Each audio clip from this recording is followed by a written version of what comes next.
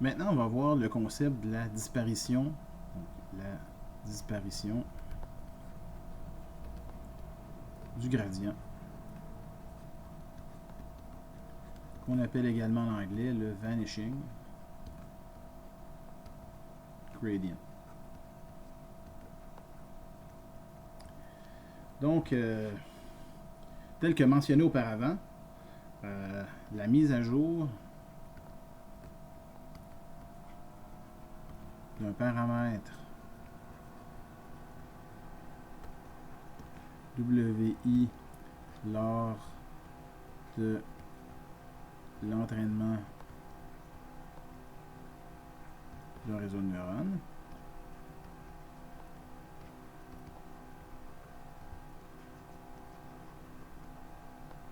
se fait par descente de gradient. Ok, donc ça on sait ça. Fait par descente de gradient. Okay.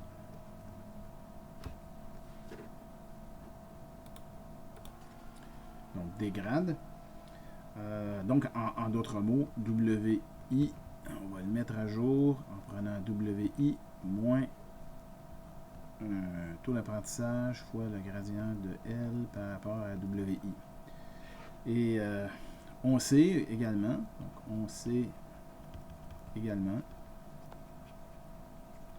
que la dérivée de la losse par rapport à un paramètre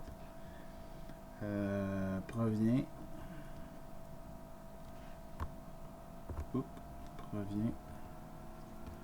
d'une, on va mettre ici longue, dérivée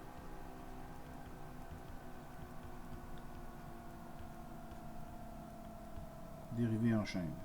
Donc, par exemple, on avait vu que, dans un exemple précédent, que la dérivée de la losse par rapport à un certain WI, c'était quelque chose du genre dérivée de la losse par rapport à D, à Y, fois la dérivée de Y par rapport à D, fois la dérivée de Y de D par rapport à C,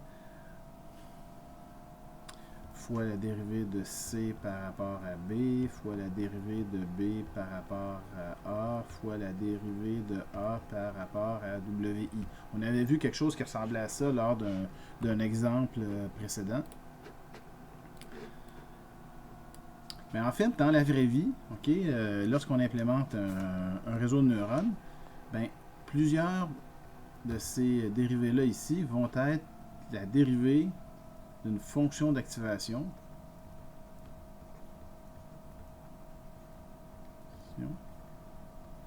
par rapport à l'entrée de la fonction d'activation.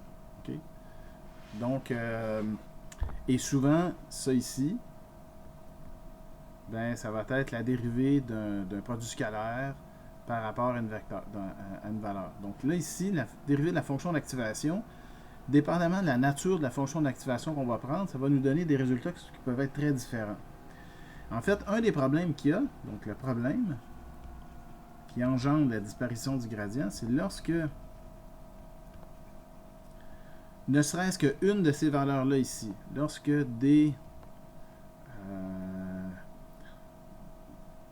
dx sur dz, on va mettre ça comme ça de façon très générale, okay, donc la dérivée d'une certaine fonction d'activation par rapport à son entrée, tend vers 0, okay, ça n'en prend qu'une seule dans le produit que j'ai ici, alors la dérivée de L par rapport à WI va également tendre vers 0. Et si le gradient de la losse par rapport à WI tend vers 0, ben ça fait en sorte que le terme qui est ici tend vers 0 et donc WI ne s'entraîne plus. Ça veut dire que votre gradient devient très faible, puis ça prend une éternité avant d'entraîner, que votre réseau de neurones a fini de s'entraîner. Donc, ça, c'est un sérieux problème. Et c'est un problème qui est typique. Donc, cette situation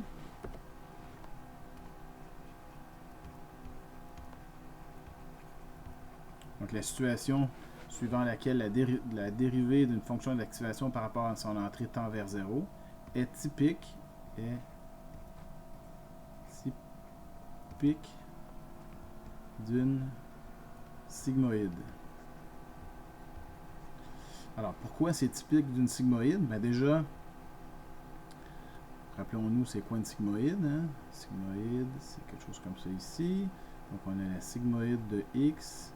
X, ça serait la valeur en entrée, qui est égale à 1 sur 1 plus e à la moins x. Ben, quand x égale à une valeur très négative, j'ai e à la quelque chose de très positif. Ça veut dire que le dénominateur devient très gros. Et donc, la sigmoïde tend vers 0. Et ensuite, quand e égale à 0, ça me fait e à la 0, ça fait 1. Donc, ça me fait un ratio de 1 demi. 1 demi ici. Puis, éventuellement, quand x devient très positif, e à la moins quelque chose de très positif, ça tend vers 0. Donc, je me retrouve avec un ratio de 1 sur 1. C'est une fonction qui ressemble à ça ici.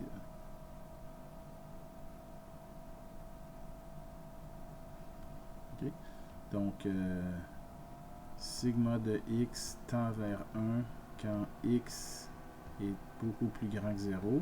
Puis sigma de x tend vers 0 quand x est beaucoup plus petit que 0. Okay? Parce que x ici vaut 0. Ben donc, intuitivement, on voit que la dérivée de cette fonction-là ici, si on garde en tête la dérivée, c'est la pente. Donc la dérivée, si je la calcule ici, ou enfin je l'illustre ici, donc x, j'ai la dérivée sigma prime de x. Ben, la dérivée, ça va être 0. Bon, ici, la pente, c'est nul. Même si mon dessin n'est pas tout à fait droit. Là où la pente est maximale, c'est à l'origine. La pente est maximale ici. Et éventuellement, ça devient 0. Donc, c'est une fonction de la dérivée là, qui ressemble à une espèce de cloche comme ça ici. Là, et qui redevient nul, ou très proche de 0. Et on avait également dit que ça, on l'avait montré dans une vidéo antérieure, que la dérivée de la sigmoïde par rapport à x, ben c'est la sigmoïde de x fois 1 moins la sigmoïde de x. Ce qui est logique, parce que quand x devient très positif, ben la sigmoïde tend vers 1.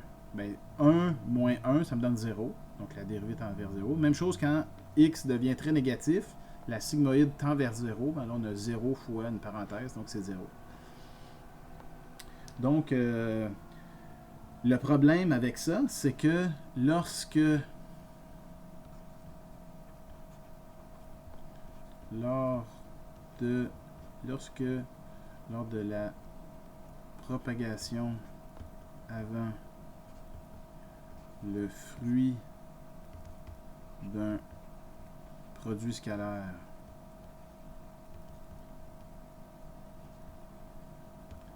est très positif ou très négatif, alors la sortie de la fonction d'activation sigmoïde est ben c'est à peu près égal à 1 ou à peu près égal à 0. Et donc, la dérivée de cette fonction d'activation-là par rapport à son entrée va être égale à 0. Et ici, tous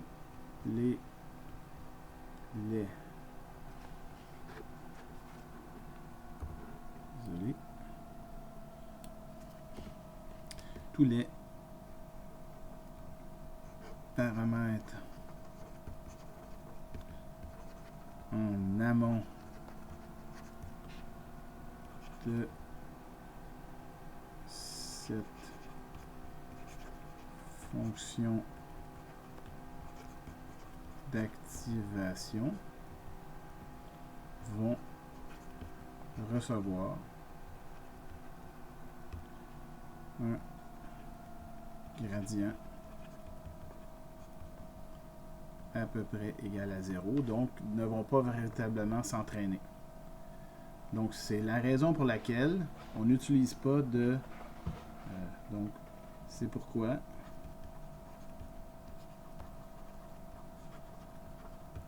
on n'utilise plus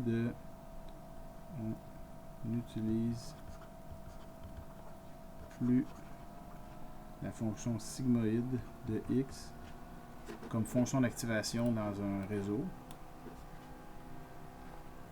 Sauf, il y a une exception, à la sortie, donc dans la toute fin d'un réseau de neurones, d'un réseau de classification de classe. Okay. Donc, en parenthèse, régression logistique. Ça, c'est encore tout à fait d'actualité, de prendre un sigmoïde à la fin d'un réseau de neurones de classe.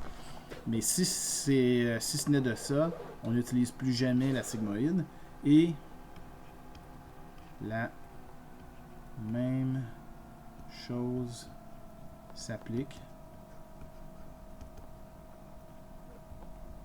à la fonction tan h, la tangente hyperbolique, qu'on va essayer d'éviter d'utiliser lorsqu'on a un réseau qui est profond.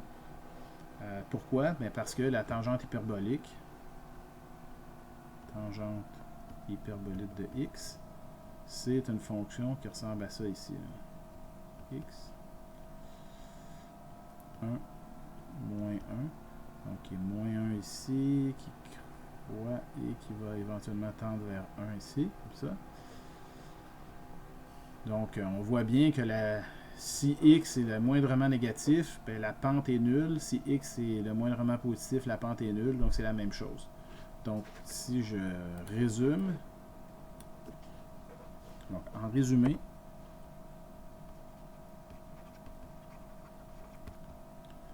sigmoïde de x et tangente hyperbolique de x, on pourrait faire de ce qu'on appelle tuer le gradient de réseau de neurones multicouches. Et c'est d'autant plus évident lorsque le nombre de couches devient élevé.